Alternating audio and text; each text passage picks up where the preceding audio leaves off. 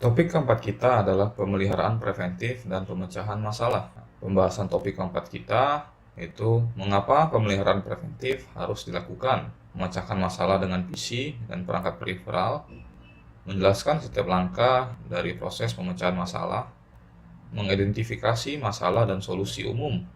Pemeliharaan preventif. Rencana pemeliharaan preventif dikembangkan berdasarkan setidaknya dua faktor. Yang pertama adalah lokasi atau lingkungan komputer. Lingkungan yang berdebu seperti lokasi konstruksi membutuhkan lebih banyak perhatian daripada lingkungan kantor. Yang kedua adalah penggunaan komputer. Penggunaan komputer yang tinggi seperti laboratorium sekolah memungkinkan memerlukan pemeliharaan tambahan dan menghapus perangkat lunak berbahaya serta file yang tidak diinginkan. Pemeliharaan preventif biasanya berkaitan dengan debu. Jika komputer berdebu, gunakan kain atau lap untuk membersihkan bagian luar casing komputer. Debu di bagian luar komputer dapat bergerak melalui kipas pendingin ke bagian dalam. Debu yang terakumulasi mencegah aliran udara dan mengurangi pendinginan komponen. Komponen komputer yang panas cenderung lebih cepat rusak. Jadi, bersihkan debu dari bagian dalam komputer menggunakan kombinasi udara terkompresi, penyedot debu beraliran rendah maupun kain kecil. Komponen internal yang harus dipelihara terhadap debu adalah unit pendingin CPU dan kipas, RAM, perangkat penyimpanan, kartu adaptor, kabel, power supply, keyboard maupun mouse. Pemeliharaan preventif terkait masalah lingkungan.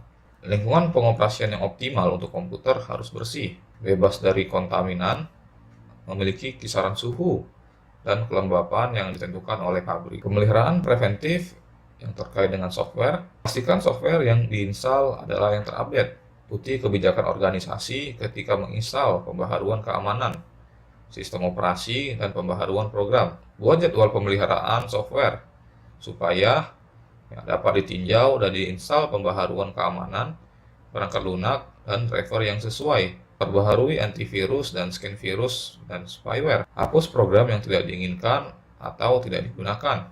Jangan lupa scan hard disk untuk mencari kesalahan dan defrag hard disk.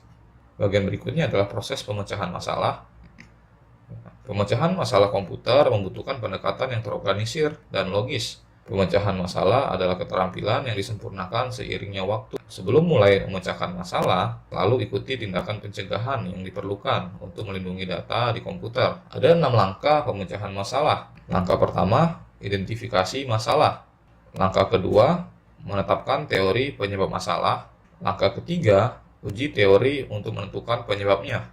Langkah keempat, menetapkan rencana tindakan untuk menyelesaikan masalah dan menerapkan solusi. Langkah kelima, verifikasi fungsionalitas secara keseluruhan. Dan jika berfungsi, terapkan tindakan pencegahan. Yang terakhir, dokumentasikan temuan, tindakan, dan hasil. Alat bantu atau alat referensi pribadi bisa digunakan dalam pemecahan masalah komputer.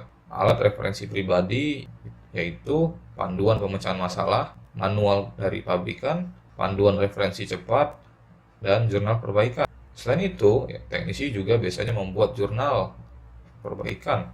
Yang pertama adalah catatan, yang kedua jurnal, dan yang ketiga riwayat. Kita bisa juga mencari referensi melalui internet.